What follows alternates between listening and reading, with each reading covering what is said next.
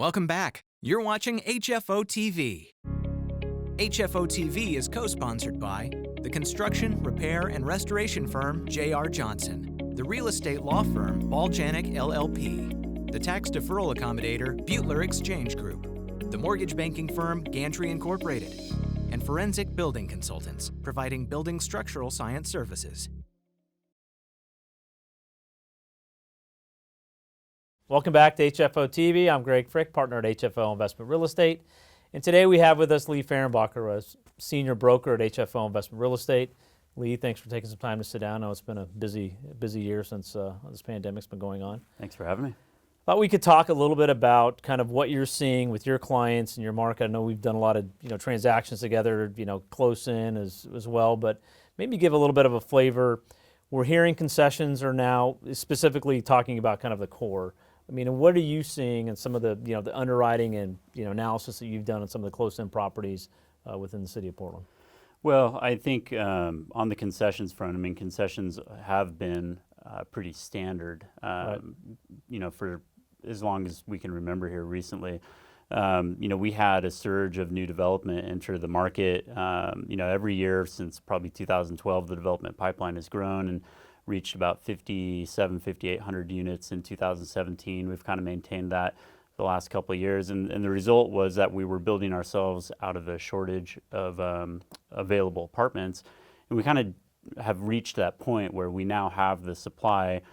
There's a lot of new construction apartment units that are competing for tenants, and they're offering 2 to 3 months rent free. And very concentrated location. I mean, a lot of that building out was in the core of... Indeed, yeah. Downtown Portland for sure, northwest Portland, northeast Portland. And then on the investment side, looking at that from the operations, I know, it's been management companies had to work harder in terms of tenant retention.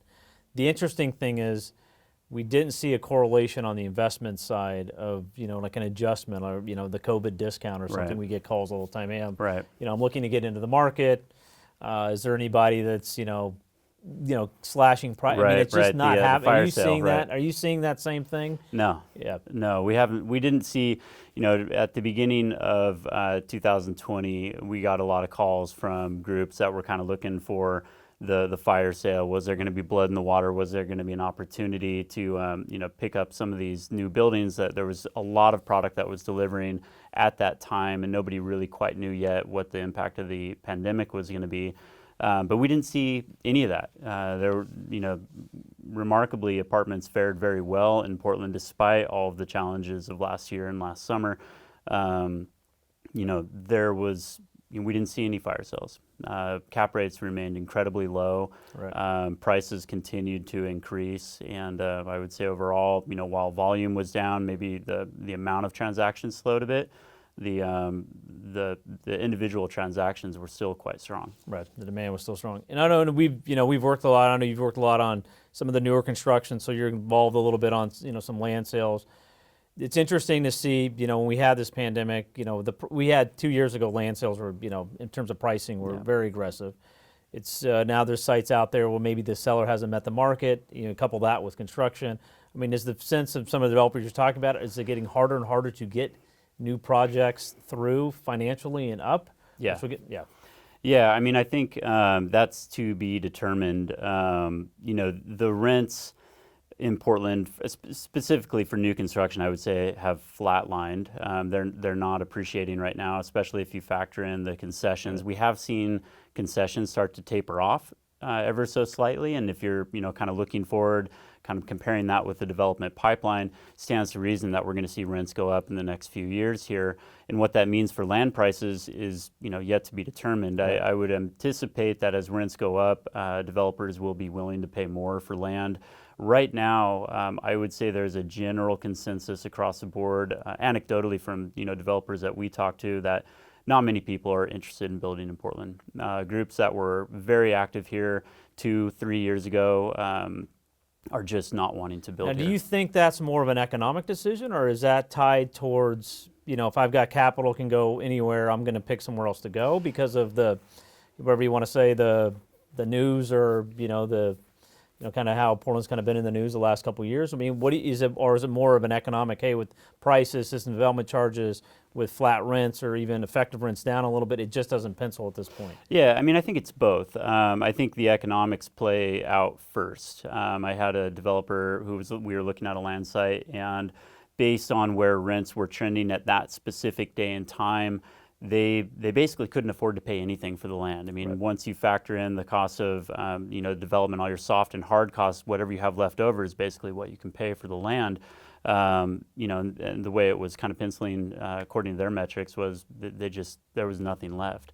Now, if rents went up 3%, that was the difference between them being able to pay nothing for the land and them being able to meet the seller's price expectation. So I think, as the market starts to rebound and things improve on the rent side just a little bit, it will have a big impact. And again, also these projects in Portland all are, with inclusionary zoning. I mean, if it's anything, Yeah. and that's another layer on top of that. Well, and that's the other thing is that the inclusionary zoning. I mean, we saw a flood of applications leading up to 2017 and the implementation of inclusionary zoning. We've mostly worked through all of that now in 2017, 2018, 2019. There were between 4,000 and 5,000 units pretty much every single year. Last year, we saw a 67% decline in the city of Portland Right. for new permits because these are not the grandfathered projects. These are new projects going forward. And with IZ, what we're hearing from the development community is it just doesn't make a lot of sense. And couple that with the rising costs of construction, the rising costs of lumber, and the city's sluggish and inefficient permitting process. City auditor just came out with a report basically, calling them out for, all these systems that need to be addressed and are causing a backlog of, or rather a Delay in getting your a delay in getting projects moving forward, Right. which will contribute to a housing shortage. And, and all that to say that when we talk to developers, a lot of them they just say, we've had it, quite frankly. We're looking elsewhere. We're looking in the suburban markets, anywhere outside of the city of Portland. Kind of never again type feedback about just the banging their heads on the wall. And Right. so I think Portland has a lot of challenges to kind of figure out and address the kind of the housing, the consistent supply of housing. If this is still a growing market, and I think I saw Mike Wilkerson over at Econ Northwest say even if we permitted 10,000 units today, it still would, we would still have that shortage of housing. We're going to feel the repercussions of that in 2 to 3 years. Right. And I think that's incredibly accurate. And we're already starting to see it. See the pressure. Like I said, I think we're going to see concessions are starting to go away. I mean, we're starting kind of in the leasing season where you're seeing that pick up, but when you start looking at the added cost, you just discussed, even if some sites, if they got the land for free, with the cost of housing, with the restrictions within the city, Yeah. it doesn't make sense. So even if the landowner who's got a site that wants to do something, that value that was there 4 years ago Right. may not be there today unless it's a unique enough where maybe it's a subsidized project or something like that. So Right. Now, again, I mean, I think if that same landowner has the ability to hold on for, a few more years, Right. they'll probably see the values come back. At some point. At some point it will make sense when rents reach a high enough point. It will offset these higher costs, and it will make sense for developers to come back and build here. But right now, kind of everybody wants to be in the greater Portland metro area outside the city limits. from a development standpoint. Yeah. So then on the flip side, though, looking at transactions you've been involved with, we are still seeing investment dollars coming in, Mm-hmm. and looking for these new constructions, new deals or within the city. I mean, is that a sentiment you're still hearing, Mm-hmm. widely? Yeah, I mean, in the city of Portland proper? Yeah. Yeah, for sure. I mean, for every group that wants to, kind of chase the fundamentals to the, outerline suburban markets, there's another group that's coming into Portland with kind of a contrarian, look at the market, and quite frankly, they're looking at that development pipeline. Right. They're looking, they know that there's going to be a housing shortage. We're not building enough historically. You can look at historical data and look at how many units we deliver every year in order to kind of keep a balance With the between migration. supply and demand and in migration. And we're not living up to the Right. need. And so they're looking at that data, quite frankly, and banking on the fact that, 3 years from now, we're going to start to see rents increasing. And if they come in with a long-term view of the market, looking at it with a 5 to 10 year horizon for that investment, they're going to look like wizards. Right, and you're sheltering your interest rate risk if you get in today with the low rates. If you've got penciled in, moderate rent growth over, in the short period of time, with inflation risk on the interest rates, it's a long-term play that I think is going to play well. Yeah. So. Yeah, I mean, we sold a tower asset downtown late last year, and they certainly paid a premium for the property. But again, they were in exchange. They were looking for a very well located asset, turnkey, and they're going to hold on to it forever. And they were, when they looked at that asset, they saw that it's well positioned to appreciate with the market, which they felt was inevitable. Right, and you don't have that supply pressure coming in the market with the way things are set up now, that we're going to end up flattening out rents. Mm-hmm.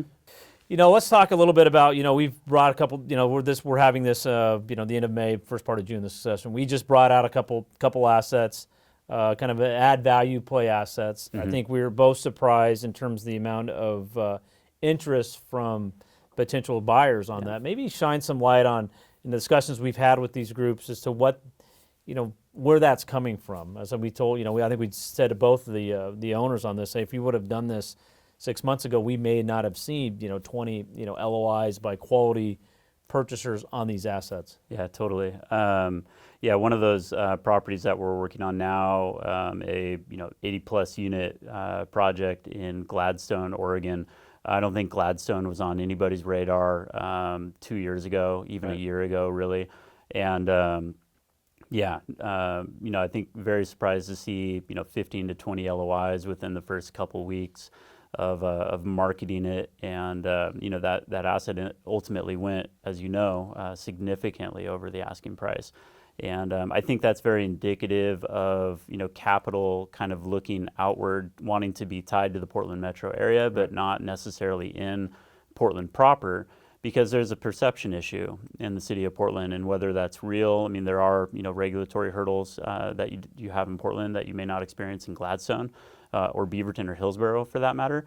But also, just nationally, Portland's in the news quite a bit, and we have a lot of growing pains that we're working through in the city of Portland. But I think there is a perception issue, and people are looking outward for opportunities. And I think I had mentioned too, I was telling somebody else that I think we all underestimated the amount of capital looking in for multifamily due to maybe office isn't the darling, and it's not retail, so it's kind of industrial multifamily, and because of that, even with challenges with concessions or vacancies or regulatory issues, you're still seeing demand. We still have low interest rates, so I think because of that, we're not seeing these adjustments. Yeah. And as construction gets more expensive, the next iteration is is the add value play. So take that older project, put a new skin on it, make it and just kind of bring it up another level.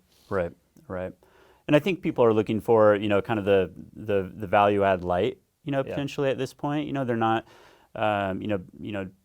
somewhat newer product, between 1980s and the early 2000s, that maybe the systems aren't, coming up on the end of their useful lives. It's more of a light value add where they can go in and maybe modernize some of the interior units, and rents maybe have a little bit of an upside tick on it, but it's more of a kind of a longer play to it. A longer play. It's not the 3-year flip. It's kind of looking at it with maybe a 10-year horizon. If things work out before then great. But that's kind of where we're at in the market, and it's not a huge upside, but more of a kind of a stable cash flow. But again, if rents accelerate faster than we expect in the future, for sure, that 7-10 year hold may end up being 3 to 5 is what we saw. A few years ago, we had a lot of add value plays come in. They'd get their yield beforehand. They're on a 5 to 7 year plan. They get their yield at year 2, and it comes out. So it's been an interesting play these last 18 months. But I want to thank you for taking the time to come in and talk to the audience. And we'll see you again on HFO-TV. My pleasure. Thank you. Our entire office specializes in multifamily real estate, making HFO the largest multifamily brokerage in the Pacific Northwest. Your success is our passion. Build your legacy with HFO. Call 503-241-5541 or visit our website at hfore.com for more information.